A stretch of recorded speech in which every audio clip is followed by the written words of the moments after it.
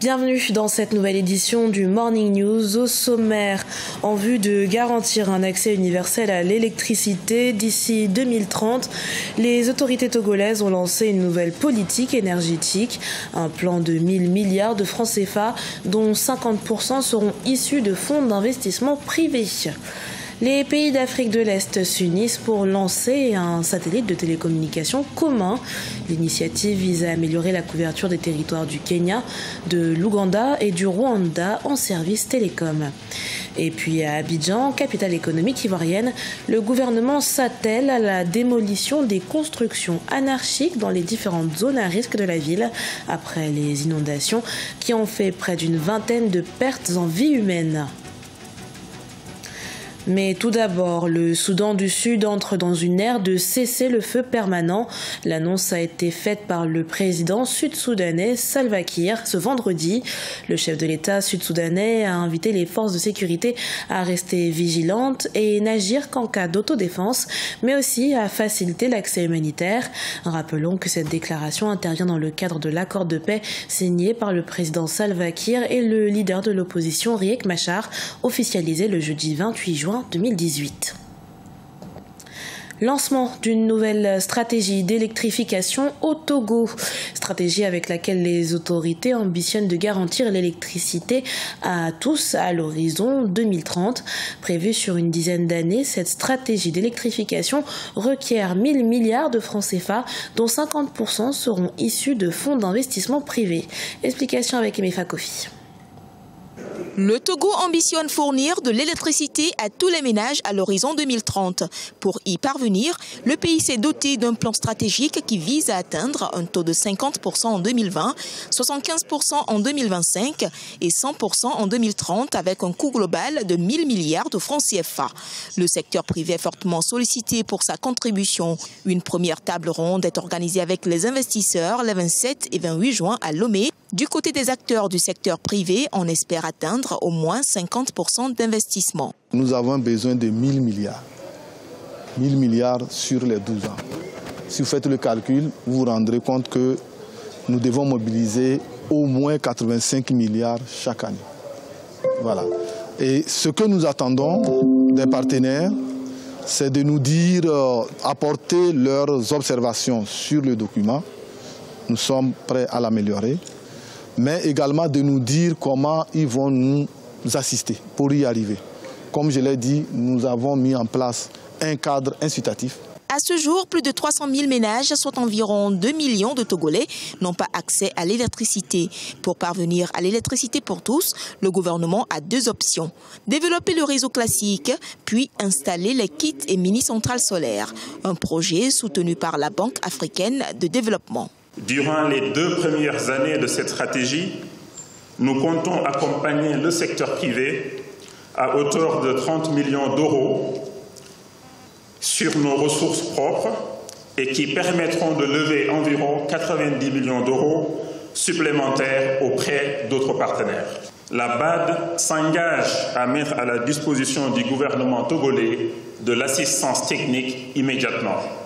La BAD est prête à appuyer le gouvernement à trouver des solutions pérennes pour rendre le coût de l'électricité accessible, et notamment pour les populations les plus défavorisées.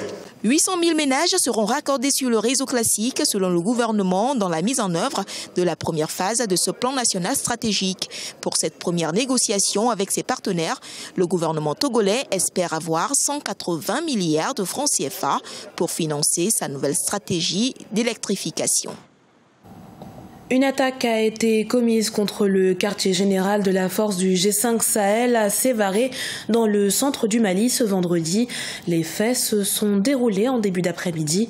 Le dernier bilan fait état de 6 pertes en vie humaine, dont 2 militaires et 1 civil, ainsi que de nombreux blessés. Un bilan qui reste encore toutefois provisoire. L'attaque aurait été perpétrée par un kamikaze qui voulait entrer dans le camp du G5 Sahel, a précisé une source de sécurité. pour améliorer la couverture des territoires du Kenya, de l'Ouganda et du Rwanda en termes de services télécoms. Un satellite de télécommunications commun sera lancé. Une collaboration née de la rencontre le 26 juin 2018 à Nairobi au Kenya entre le président du Rwanda Paul Kagame, le président ougandais Yoweri Museveni et Uhuru Kenyatta, le chef de l'État kényan, à l'occasion du 14e sommet du Corridor Nord. Les détails avec Aditatou Badawi.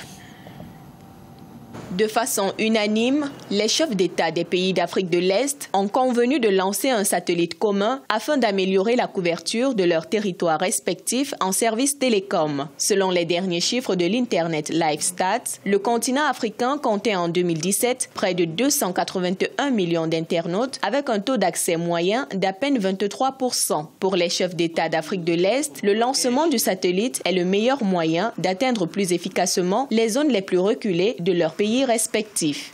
La couverture Internet via les satellites reviendrait moins cher en termes d'investissement, contrairement à une couverture via la fibre optique. Je pense que les pays de l'Afrique de l'Est ont jugé bon de se mettre en accord, surtout pour forcer la coopération entre leurs pays et pour réduire les coûts d'investissement et justement les coûts d'exploitation de ce type de satellite.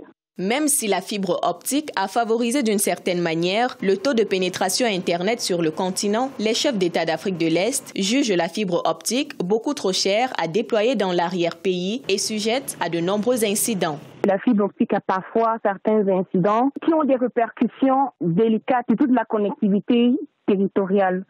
Alors, le satellite est beaucoup plus sûr en termes de connectivité et on est sûr de connecter également ce qu'on appelle les zones blanches.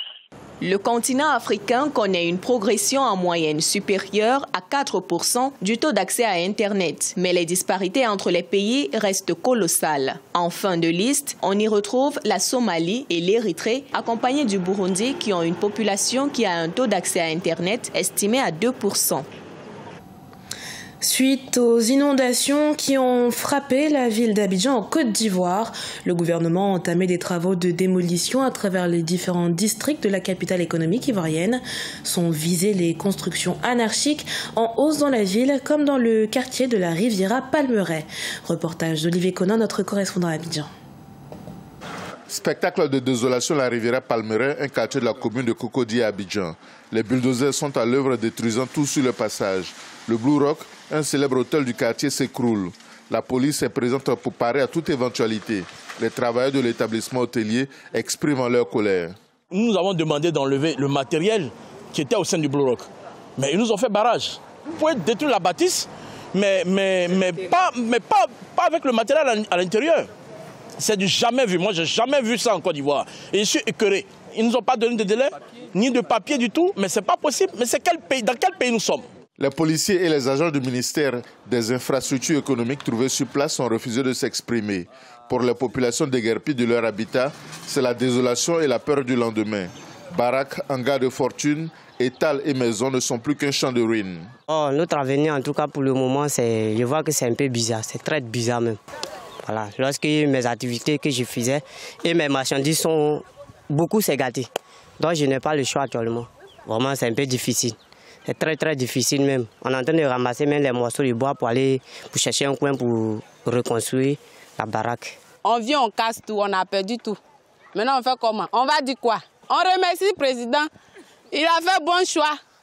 Il ne veut pas voir les pauvres. Donc on va rentrer au village pour que tes parents ne t'ont pas chassé. Les opérations de démolition sont le résultat du Conseil national de sécurité tenu le 21 juin après les inondations du 19 juin qui ont fait 20 morts. Le gouvernement a annoncé une aide de 2 milliards de francs CFA pour les victimes.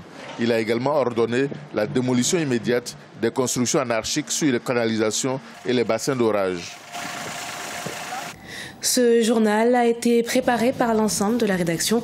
Merci pour votre fidélité. Dans un instant, une nouvelle édition de l'actualité sur Africa 24.